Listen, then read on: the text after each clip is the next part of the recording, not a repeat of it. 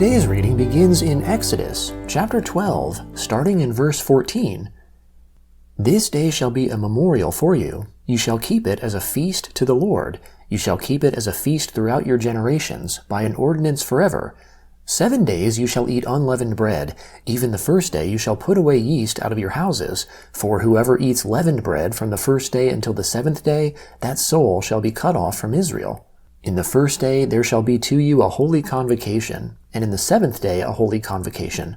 No kind of work shall be done in them, except that which every man must eat, only that may be done by you.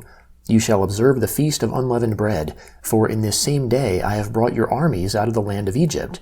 Therefore you shall observe this day throughout your generations by an ordinance forever. In the first month, on the 14th day of the month at evening, you shall eat unleavened bread, until the 21st day of the month at evening. There shall be no yeast found in your houses for 7 days. For whoever eats that which is leavened, that soul shall be cut off from the congregation of Israel, whether he is a foreigner or one who is born in the land. You shall eat nothing leavened. In all your habitations you shall eat unleavened bread. Then Moses called for all the elders of Israel, and said to them, Draw out, and take lambs according to your families, and kill the Passover. You shall take a bunch of hyssop, and dip it in the blood that is in the basin, and strike the lintel and the 2 doorposts with the blood that is in the basin. None of you shall go out of the door of his house until the morning, for the Lord will pass through to strike the Egyptians. And when he sees the blood on the lintel and on the 2 doorposts, the Lord will pass over the door, and will not allow the destroyer to come into your houses to strike you. You shall observe this thing for an ordinance to you and to your sons forever. It shall happen when you have come to the land which the Lord will give you, as he has promised, that you shall keep this service. It will happen when your children ask you, What do you mean by this service? That you shall say, It is the sacrifice of the Lord's Passover, who passed over the houses of the children of Israel in Egypt, when he struck the Egyptians and spared our houses. The people bowed their heads and worshipped.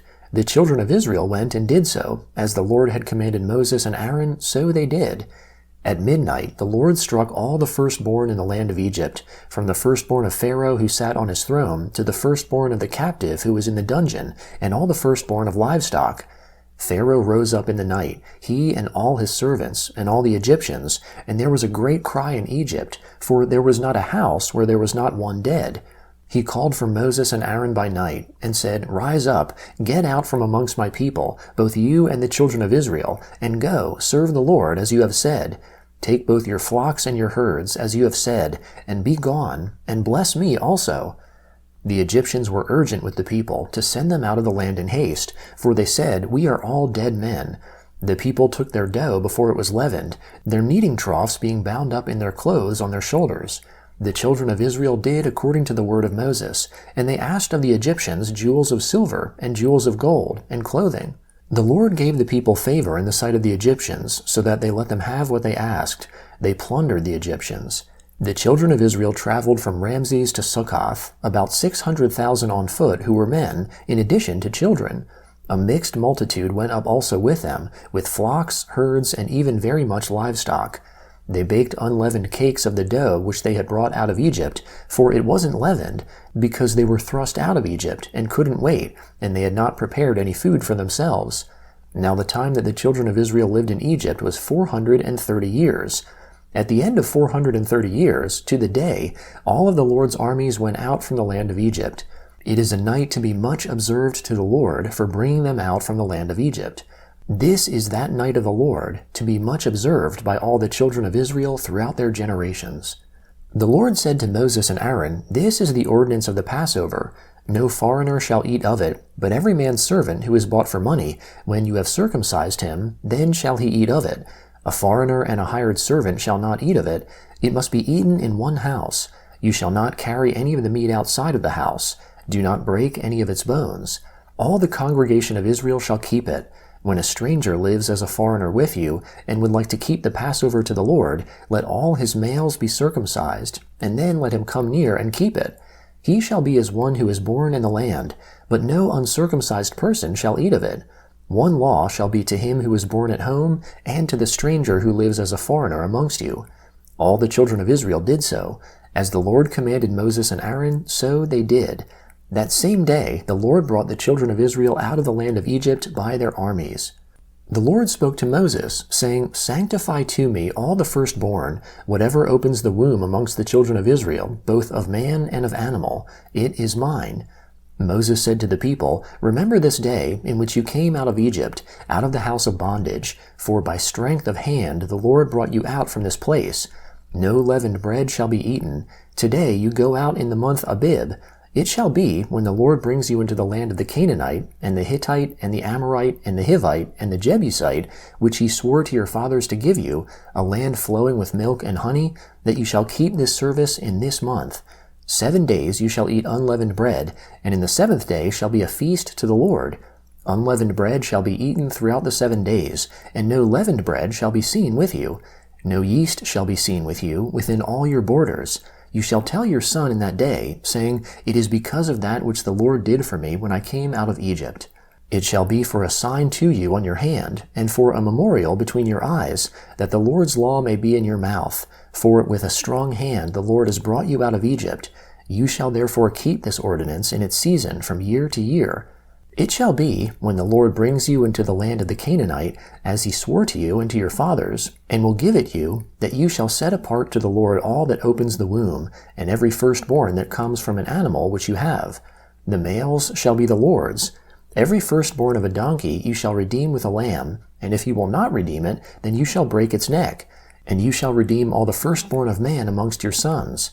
It shall be, when your son asks you in time to come, saying, What is this? That you shall tell him, By strength of hand the Lord brought us out from Egypt, from the house of bondage. When Pharaoh stubbornly refused to let us go, the Lord killed all the firstborn in the land of Egypt, both the firstborn of man and the firstborn of livestock. Therefore I sacrifice to the Lord all that opens the womb, being males, but all the firstborn of my sons I redeem. It shall be for a sign on your hand, and for symbols between your eyes, for by strength of hand the Lord brought us out of Egypt. The Gospel of Matthew, chapter 20, beginning in verse 29. As they, that is, Jesus and his disciples, went out from Jericho, a great multitude followed him. Behold, 2 blind men sitting by the road, when they heard that Jesus was passing by, cried out, Lord, have mercy on us, you Son of David.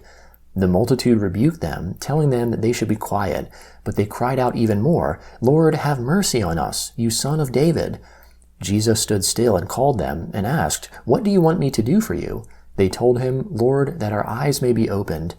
Jesus, being moved with compassion, touched their eyes, and immediately their eyes received their sight, and they followed him. When they came near to Jerusalem, and came to Bethphage, to the Mount of Olives, then Jesus sent 2 disciples, saying to them, Go into the village that is opposite you, and immediately you will find a donkey tied, and a colt with her. Untie them and bring them to me. If anyone says anything to you, you shall say, The Lord needs them, and immediately he will send them. All this was done that it might be fulfilled which was spoken through the prophet, saying, Tell the daughter of Zion, Behold, your king comes to you, humble, and riding on a donkey, on a colt, the foal of a donkey. The disciples went and did just as Jesus commanded them, and brought the donkey and the colt, and laid their clothes on them, and he sat on them. A very great multitude spread their clothes on the road. Others cut branches from the trees and spread them on the road. The multitudes who went in front of him, and those who followed, kept shouting, Hosanna to the Son of David! Blessed is he who comes in the name of the Lord! Hosanna in the highest! When he had come into Jerusalem, all the city was stirred up, saying, Who is this? The multitude said, This is the prophet, Jesus, from Nazareth of Galilee. Jesus entered into the temple of God, and drove out all of those who sold and bought in the temple, and overthrew the money changers' tables and the seats of those who sold the doves. He said to them, It is written, My house shall be called a house of prayer, but you have made it a den of robbers. The lame and the blind came to him in the temple, and he healed them. But when the chief priests and the scribes saw the wonderful things that he did, and the children who were crying in the temple and saying, Hosanna to the Son of David, they were indignant, and said to him, Do you hear what these are saying? Jesus said to them, Yes. Did you never read, Out of the mouth of children and nursing babies you have perfected praise? He left them and went out of the city to Bethany, and camped there. Now in the morning, as he returned to the city, he was hungry. Seeing a fig tree by the road, he came to it, and found nothing on it but leaves. He said to it, Let there be no fruit from you forever. Immediately the fig tree withered away. When the disciples saw it, they marveled, saying, "How did the fig tree immediately wither away?" Jesus answered them, "Most certainly I tell you, if you have faith and don't doubt, you will not only do what was done to the fig tree, but even if you told this mountain, 'Be taken up and cast into the sea,' it would be done. All things, whatever you ask in prayer, believing, you will receive." Psalm 25, beginning in verse 16. Turn to me and have mercy on me, for I am desolate and afflicted. The troubles of my heart are enlarged. Oh, bring me out of my distresses. Consider my affliction and my travail. Forgive all my sins. Consider my enemies, for they are many. They hate me with cruel hatred. Oh, keep my soul and deliver me. Let me not be disappointed, for I take refuge in you. Let integrity and uprightness preserve me, for I wait for you. God, redeem Israel out of all his troubles. Proverbs chapter 6, beginning in verse 12. A worthless person, a man of iniquity, is he who walks with a perverse mouth, who winks with his eyes, who signals with his feet, who motions with his fingers, in whose heart is perverseness, who devises evil continually, who always sows discord. Therefore his calamity will come suddenly. He will be broken suddenly, and that without remedy.